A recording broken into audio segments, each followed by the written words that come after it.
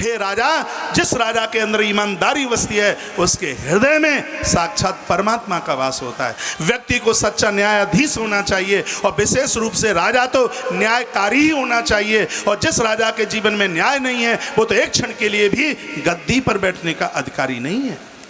उस समय विदुर ने प्रहलाद की एक बड़ी सुंदर कथा सुनाई।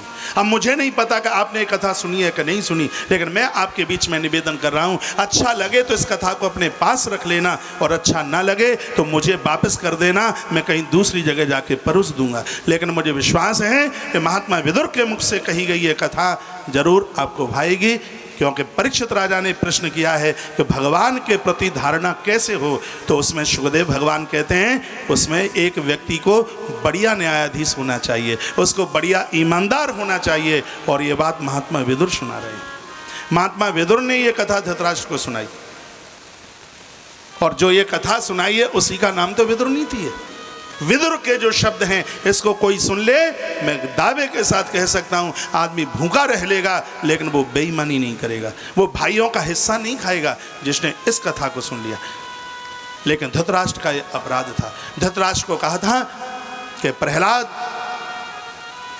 के वंश में एक पुत्र हुआ जिसका नाम था विरोचन। वो जमाने में दैत्य कुल में विरोचन से सुंदर कोई दूसरा राजकुमार नहीं था। जिस समय विरोचन राजमार्ग पर चलते थे स्वर्ग से देवियां उसको निहारती थीं, वो इतना सुंदर था। एक राजा की राजकुमारी का स्वयंवर था, विदुर सुना रहे हैं धृतराष्ट्र को। एक राजा की राजकुमारी का स्वयंवर था। उस राजकुमारी ने निर्णय ले रखा था कि मैं अपने जीवन की माला किसी ब्राह्मण कुमार के कंठ में डालूंगी। बड़े बड़े क्षत्रिय राजा इकट्ठे हुए और उस सभा में प्रहलाद के पुत्र विरोचन भी जाकर के पहुंचे जो अति सुंदर थे।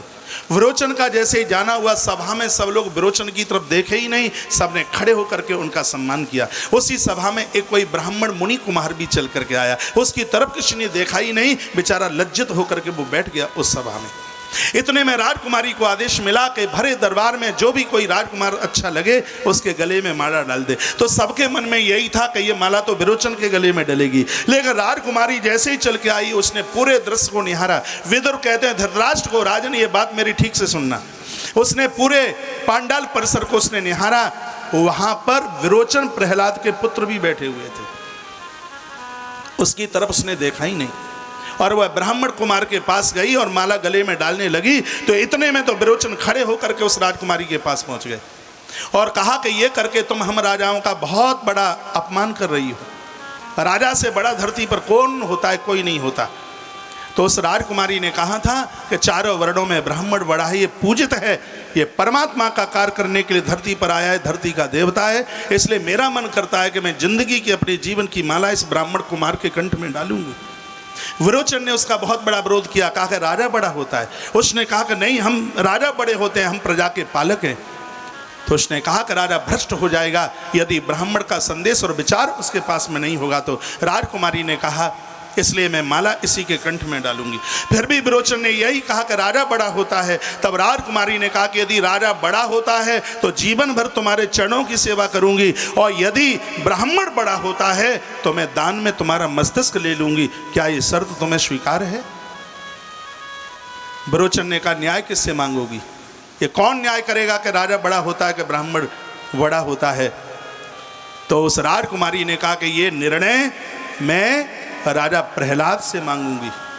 खुश हो गया विरोचन, क्योंकि विरोचन को पता है कि प्रहलाद तो मेरे पिता हैं और वो तो न्याय मेरे पक्ष में देंगे। उसने कहा कि मुझे बिल्कुल स्वीकार है, यदि राजा बड़ा होता है तो तुम्हें अपनी पत्नी बनाऊंगा, और यदि ब्राह्मण बड़ा होता है तो मस्तिष्क काट करके तुम्हारी झोली में डाल दूंगा, शर्त मुझे स्वीकार है। फिर कहा विदुर ने धृतराष्ट्र राजन मेरी इस बात को ध्यान से सुनिएगा। वो तीनों के तीनों प्रहलाद की तरफ चले, तीनों ब्राह्मण कुमार, विरोचन और वो राजकुमारी, तीनों के तीनों चले। प्रहलाद जी अपने सभा मंडप में थे, बहुत भारी भीड़ थी। जैसे तीनों ने प्रवेश किया, एक ब्राह्मण माथे पर चंदन लगाए हुए, उसकी जटाएं काफी लंबी थी, कंधे पर मोटा जनेऊ था। उसको देखते ही प्रहलाद अपनी गद्दी से खड़े हो गए। जैसे ही प्रणाम किया, जैसे ही अंदर प्रवेश किया, प्रहलाद जी ने कहा, हे ब्राह्मण देवता, आज मेरे यहाँ का भाग्य बदलने वाला है, क्योंकि तुम्हारे चरण पड़े हैं। क्योंकि जिस स्थान पर ब्राह्मण का चरण पड़ता है वहाँ पर साक्षात कृपा नारायण की बरसती है। मुझे लगता है साक्षात भगवान विष्णु ही मेरे दरबार में आए हैं। मैं आपको प्रणाम करता हूँ। कयादु पुत्र प्रहलाद आपको प्रणाम करता है, मेरा आप प्रणाम स्वीकार करें। उन्होंने जगह छोड़ दी, बैठने के लिए आसन दिया। ब्राह्मण कुमार उस आसन पर बैठ गया। इतने में सामने से वो राजकुमारी आई, विरोचन भी खड़े थे। प्रहलाद जी ने कहा, देवी पहली बार मैं तुमको देख रहा हूं, क्या मेरे पास आप किसी काम से तो नहीं आए हैं? उस राजकुमारी ने कहा, राजन, मैं तुम्हारे पास में एक काम से ही आई हूं। मैं आपसे न्याय मांगने के लिए आई हूं। वर्तमान समय में आपसे बढ़िया और न्याय कौन कर सकता है? प्रहलाद जी ने कहा, तुम दुखी सी लग रही हो, बोलिए तो सही, क्या मेरे राज्य में कोई ऐसी घटना घटी है जहां एक नारी का अपमान हुआ है? आप बोलिए, क्या न्याय चाहते हो? कहा, राजन, थोड़ा हिसाब से न्याय देना, क्योंकि इस न्याय में तुम्हारे परिवार में एक बहुत बड़ी मौत छिपी है। इस न्याय में तुम्हारा खानदान शून्य होने वाला है। इस खानदान में, इस न्याय में तुम्हारी पत्नी मोटे मोटे आंसुओं से रोने वाली है।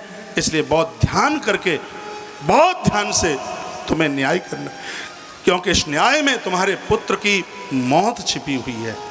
इसलिए न्याय ठीक से करना। प्रहलाद जी ने कहा, बोलिए तो सही, बात क्या है? कहा, राजन, मैं आपसे पूछने के लिए आई हूं कि ब्राह्मण बड़ा होता है कि राजा बड़ा होता है? और यह जवाब आपको देना होगा।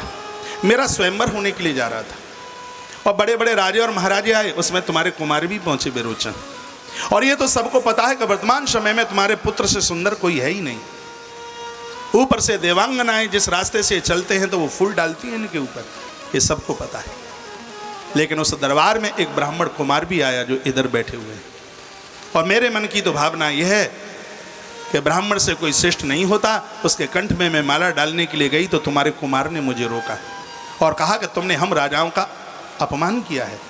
इस भिक्षुक के गले में माला डालने को तुम चली हो? हम राजाओं से बढ़कर के कौन है? मैंने इनको बोला कि यदि राजनीति में ब्राह्मणों के विचार नहीं होंगे तो वो राजनीति खत्म हो जाएगी। तो इन्होंने मेरी बात का विरोध किया। मैं एक शर्त पर यहाँ चल करके आई हूँ। मैंने तुम्हारे पुत्र को बोला है, यदि राजा बड़ा होता है तो हे राजन, मैं तुम्हारी पुत्र वधू बनकर जिंदगी भर तुम्हारे चरणों की सेवा करूँगी, तुम्हारे घर को संभालूंगी। यदि राजा बड़ा होता है तो, और यदि ब्राह्मण बड़ा होता है तो मुझे तुम्हारे पुत्र का मस्तिष्क चाहिए। और उसके लिए न्याय मैं आपसे मांगने के लिए आई हूं। आप न्याय दीजिए। विदुर कहते हैं, धृतराष्ट्र, ठीक से राजन सुनो, इस राजा को भी देख लो। तुम भी राजा हो और वो भी राजा है। तुम भी राजा हो और वो भी राजा है। प्रहलाद जी की आंख में आंसू आ गए। प्रहलाद जी ने कहा, हे देवी, मेरा बेटा कल मरे सो अभी मर जाए, अभी मरे तो इसी समय मर जाए। और कहा,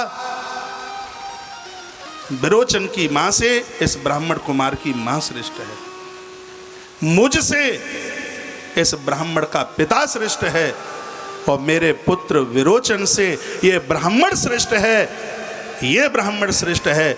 और राजा से हमेशा भूत देवता श्रेष्ठ है। देवताओं ने प्रकट होकर के तालियां बजाई थी और कहा कि हे देवी, विजय तुम्हारी है, पराजय मेरे पुत्र की है, और ये अभी मस्तिष्क काट करके तुम्हें देगा। प्रहलाद जी ने अपने हाथ से तलवार उसके हाथ में दी और कहा, ये तलवार के द्वारा अपना मस्तिष्क उतार करके इस राजकुमारी की झोली में डाल दो। विरोचन लज्जित हो गए। विदुर सुना रहे हैं, यही विदुर नीति है जो मैं आपको निवेदन कर रहा हूँ। विदुर नीति का नाम आपने बहुत सुना होगा, लेकिन विदुर नीति में लिखा क्या है वो मैं इस व्यासपीठ से आपके बीच में परोस रहा हूँ। तो वो तलवार उठा करके जैसे ही विरोचन अपने गर्दन के ऊपर प्रहार करने को तैयार हुए, उसी समय मध्य में भगवान नारायण प्रकट हो गए। जय जयकार होने लगा। तलवार नारायण ने पकड़ी और कहा, जय हो प्रहलाद, आप जैसा न्यायाधीश होगा नहीं। आपके लिए मैं नरसिंह बन करके आया, और तुम्हारा पुत्र यह विरोचन पितृ भगत तो है ही, इसका बेटा बलि होगा, और बलि के दरवाजे पर मैं बामन बन करके आऊँगा। क्योंकि जिसके माता पिता न्याय के साथ जीवन जीते हैं, उसकी संतान के यहाँ तो मुझे चल करके आना ही पड़ता है। काहे धृतराष्ट्र, ऐसा जीवन जियो प्रहलाद जैसा जीवन जियो तो तुम्हारे पुत्र दुर्योधन के लिए परमात्मा प्रकट हो जाएगा। ये सुखदेव भगवान कथा सुना रहे।